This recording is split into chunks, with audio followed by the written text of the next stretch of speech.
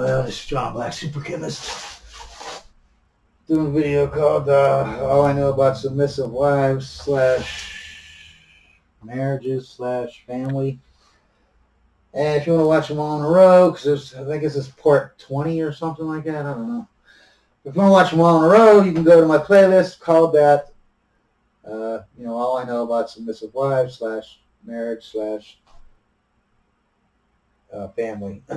So anyways, where were we at? We're just going into some tips. I think the last couple of videos are just about tips on, if you're a man or a woman or whatever, trying to get a woman, I mean. Never tell a woman about your problems or show feelings, negative feelings. Only solutions. No vulnerabilities, okay?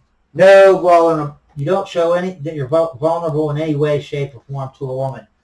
She will use it against you, okay? I know it sounds like, well, geez, I can't even, if things are, really, really bad, I'd like to be able to go to my partner and, tell her that I'm feeling bad about this.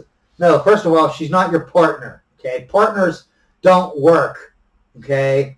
Only hierarchies work in a marriage, right? So, you can put it this way: you can have either a submissive woman who you can't confide in all your feelings of inadequacies. When you're feeling down, you're feeling like you can't do it. You can't go and tell your woman, complain to her, but you can still complain to everyone else. Complain to your mother, your dad, your brother, your sister, your friend. So it's not like you can't complain and be vulnerable. You just can't do it in front of your woman. That's all. And by giving up this privilege to bitch and cry to your woman, you get 100 million times better back for it, okay? So, yeah, you can pick that woman that you can bitch and cry to, but your marriage is not going to last. It's going to last 5 years, 10 years if it's miserable the last 5 years. So, yeah, you could keep that privilege and have a marriage that doesn't last for a lifetime. Well, you can give up that lousy little privilege that you still have the privilege to bitch and complain to everybody else, just not to your wife. And you have a marriage who lasts a lifetime. It's your choice, you know what I mean? You can choose one or the other. I'm suggesting you choose the one where you have a submissive wife. You don't especially if you cry. I'm not talking, obviously, if you get run over by a train in your car, you crushed your foot. Okay, you're crying, whatever. But even then, you gotta cry within a reason. You know what I mean? You are a man. Same way with your, if your parent, child die, or parents die, or sibling. No one's gonna bitch. If you cry, to a degree, that's okay. Okay. If your woman holds that against you, then she's a bitch. Okay. She's not a good person. Other than that, though. Other than extreme events, you should not, and even extreme events, you shouldn't cry. You should go in the other room and cry. Okay, never cry in front of them. Never. Same with your kids. Don't cry in front of your kids. Ever. They will know that you're a bad leader. That's the worst thing you can do. And always, it's like, let's say I'm coming home and I got problems and I got to get this deal through. And if I don't get this deal through, I lose half of my income. My business is just going to go down or whatever. I come home and tell my wife, I don't complain about it. First of all, I probably don't tell her at all. But if I was going to tell her about it and bring it up, I wouldn't bring it up as like it's some major problem. I bring it up as it's a problem, but it's a problem that I am going to overcome. And if I don't overcome it, it doesn't matter because I will just move on to the next project and be successful then. You know what I mean? Nothing's going to keep me down, basically, that kind of attitude. So it's not like you can't bring up stuff about your work, but you can't come home and be like, I can't get this deal. If I don't get this deal, the business is just going to go down. Oh, I'm going to lose half my income. I don't know if I can do this.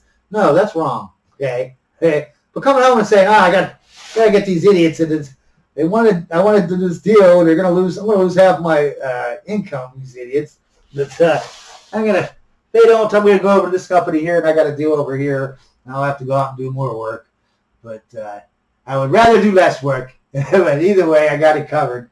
But it's just getting on my nerves a little. Maybe that. But in my opinion, you should not even bring up anything about any negativity about your business or your life in general. It's always solutions. It's never problems. Her life should be stress-free from any problems, okay? That's one of the privileges of being a traditional woman, is that they have no stress at all. They just have a carefree life. They do whatever they want, whenever they want. Their husband, no one's even home 8 hours a day. They have all the time. They could just listen to the radio, just do whatever they want. They do any hobby they want. If they're chemists, they can do little chemistry experiments. They're into teaching. They can make up little things for the kids, and do little exercises when the kids get home, mental exercises and stuff. They just have all this. They want to work on their flowers outside in the flower bed. They have so much privilege. It's unreal. That's like their whole life is whatever. Anyways, so don't pretend to be smarter or whatever. Don't spend too much time with your woman. This is one of the things I'm always bad at. I always spend like every second of the day with my woman, man. And then it usually dwizzles out within 2 months. But yeah, you want to see, if they can see you 24 hours a day, right, 7 days a week, you are not valued to them, because there's value comes with scarcity. You know what I mean? If supply and demand is always about scarcity, right?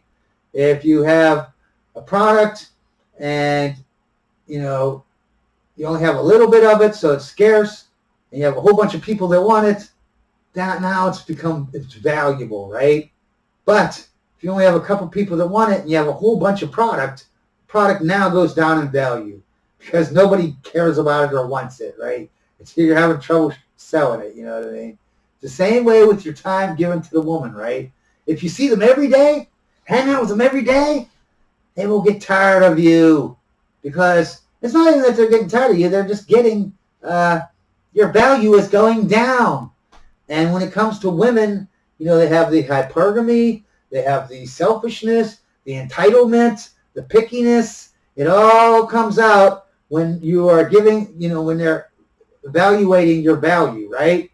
And the more you give them, the less valuable you are. And that means the more valuable other men are, right?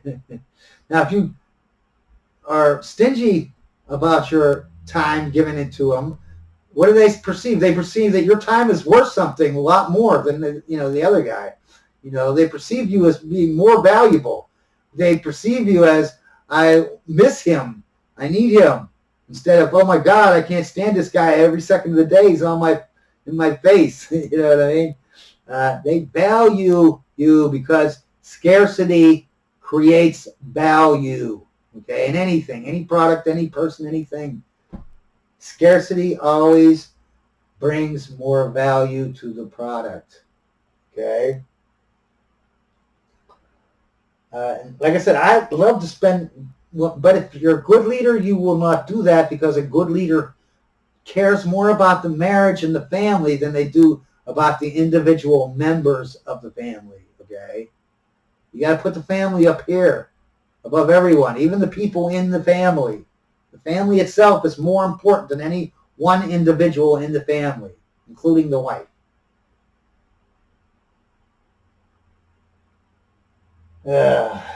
No gifts. Don't swear. Don't distance friends and family for her. That's the thing. These gifts, like I've already brought up, if they earn them, that's fine. Okay? But if they didn't earn them, then you're being an unfair person, an unfair leader. They're gonna get you for it.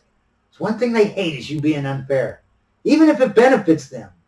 As a matter of fact, if it benefits them, they hate you even more when you're unfair. So you take that into consideration or not.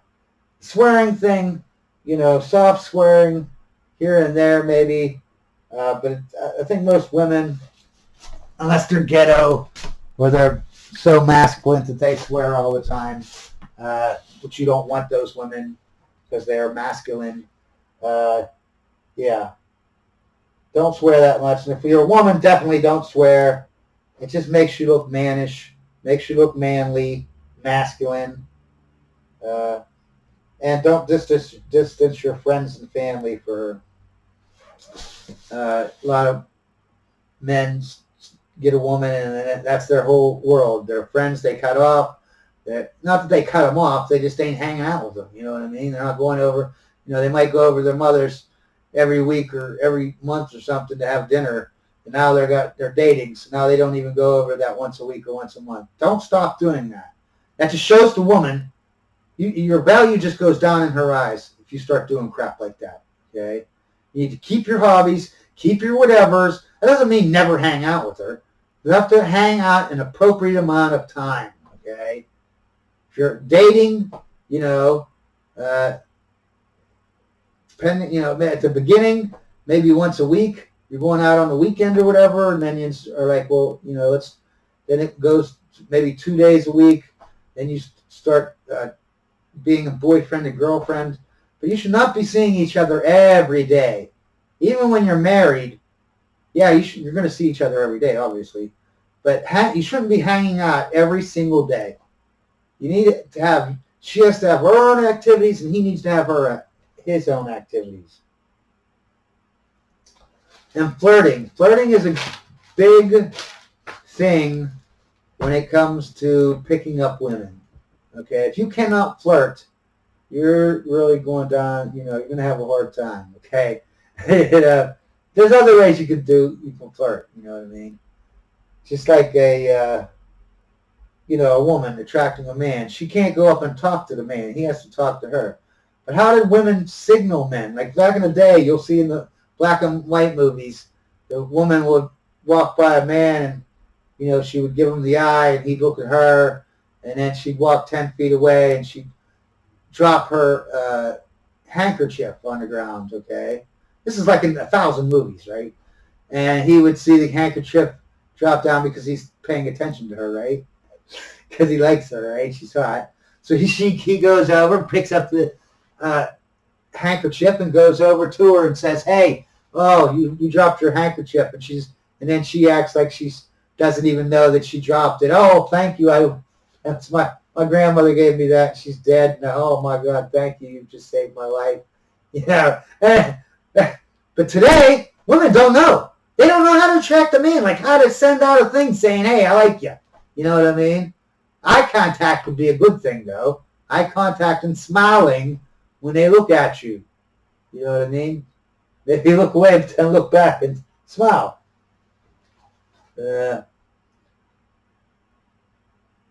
Women always internalize generalities because they are self-centered, narcissistic. Yeah. I want you to realize this something about women, though. Is when it comes to generalities, like, hey, in general, like you can say, in general, it's hard to hit the lotto with, making $100 million, win. Everyone would agree with that. But a woman, if this was a woman you were talking to, she might say, well, I know for a fact that every week, someone wins at that lotto and wins $100 million. Every week. So it's actually, it's not that hard. It's possible. Yeah. You're like, what? Like, yeah, but I understand if they're like the exception to the rule. And you got 1 trillion people or billions of people buying a lottery ticket every week and only one of them wins. That makes it really hard. But they will, and they can understand generalities when it comes to, like this example I just gave you with the lottery. But if you give them, if you say in general, men don't like women that have short hair because they look more like men. And anytime you change your appearance to look more masculine, the man is not going to be, most men, not all, most men are not going to, they will fight in the tooth and nail. No, I know 3 people that like chicks with, 8 billion don't like it, but I know 3 guys that like it. Anyways, remember, Pacifying God is the only one and true God that loves everyone.